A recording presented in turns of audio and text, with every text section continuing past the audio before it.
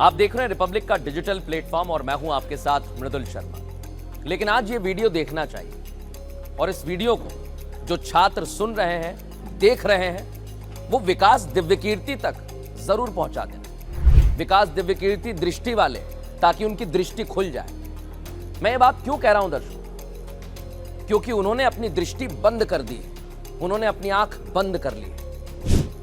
3 IAS छात्रों की मौत हो जाती है जो पढ़ाई कर रहे थे, लेकिन विकास दिव्यकीर्ति ना जाने कहां है। जहां पर मौत हुई वहां पर छात्र प्रदर्शन कर रहे हैं, ढूंढ रहे हैं। वो तस्वीर भी आपको दिखा रहा हूं। बोल रहे हैं कि विकास सर कहां चले गए, लेकिन विकास सर कहीं नजर नहीं आएंगे। उसका कारण है दर्शकों, विकास सर व्यस्त हैं पैसा कमाने में, क्योंकि विकास सर सोशल मीडिया पर धर्म, राजनीति, हिस्ट्री और ना जाने कौन कौन सा ज्ञान देते हैं। लेकिन विकास दिव्यकीर्ति सर छात्रों के पास नहीं जा रहे, ना छात्रों की मांगे सुन रहे हैं। सबसे बड़ा सवाल यह है दर्शकों, विकास दिव्यकीर्ति क्या सिर्फ पैसा कमाने में व्यस्त हैं?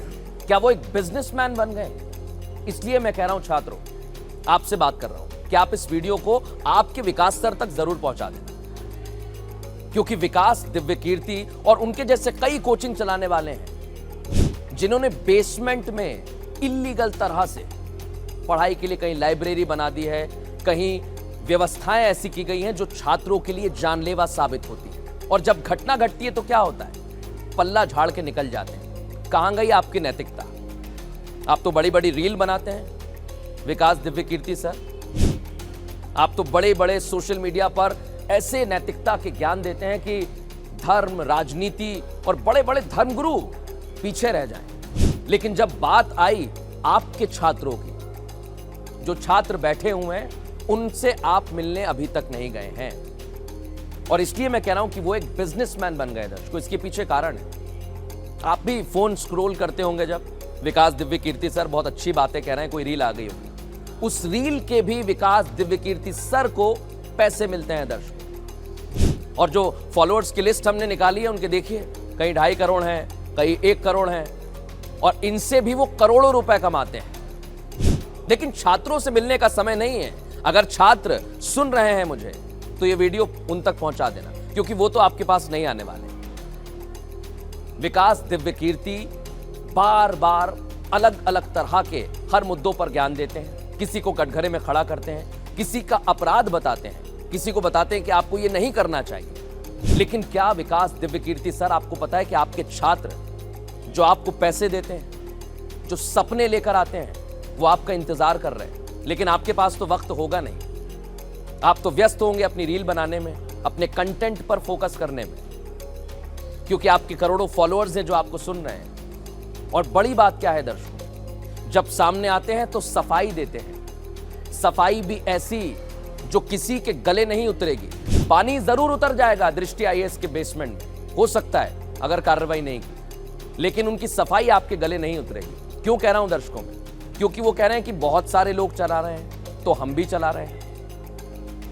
बहुत सारे लोग तो रील भी बनाते हैं, आप भी रील से पैसा कमा रहे हैं, और आपको भी छात्र से कोई फर्क नहीं पड़ता है, जैसा बहुत सारे लोगों को नहीं पड़ रहा है। लेकिन बड़ी बात क्या है इसमें? आज विकास दिव्यकीर्ति और उनकी नैतिकता पर सवाल उठ रहा है, क्योंकि उन्होंने छात्रों के साथ खिलवाड़ किया है। आप और हम सिर्फ देख रहे हैं, लेकिन इसको महसूस करने वाले, इससे गुजरने वाले वो छात्र हैं, वो बेटी के माता पिता हैं, उस छात्र के परिवार वाले हैं जो अपने अंदर कई सारे सपने लिए खड़े हुए थे, लेकिन उन सपनों को चकनाचूर कर दिया एक अव्यवस्था ने।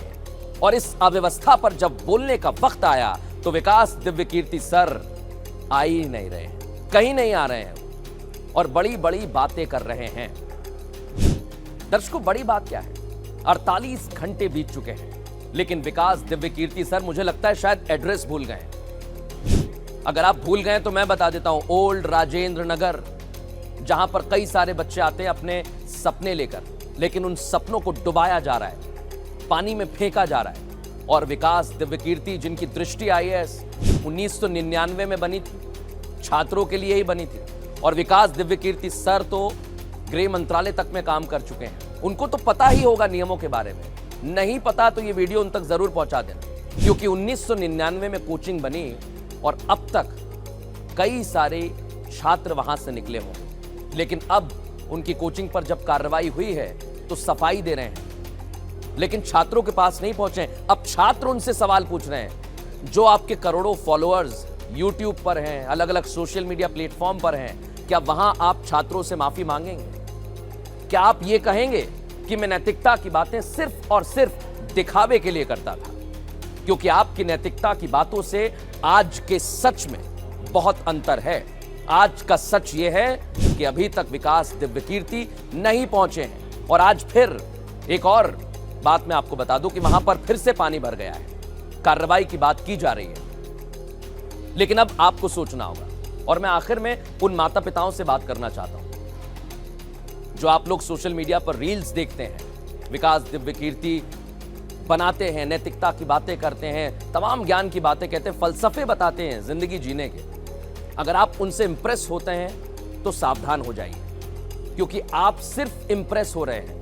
यहां उनकी कमाई बढ़ती जा रही है। हमें उनकी कमाई से कोई लेना देना नहीं है दर्शकों, वो कमाएं, अच्छी बात है, लेकिन कम से कम जिन छात्रों ने उन्हें इतना मजबूत बनाया, उनकी कोचिंग में पढ़ने गए, उन्हें पैसे दिए, उनके बैंक बैलेंस को बढ़ाया, कम से कम उन छात्रों के पास तो चले जाएं। हमें कोई दिक्कत नहीं, आप पैसे कमाइए, आप नैतिकता की बातें करिए, लेकिन आप ये आके कहिए कि ये बातें दिखावा है।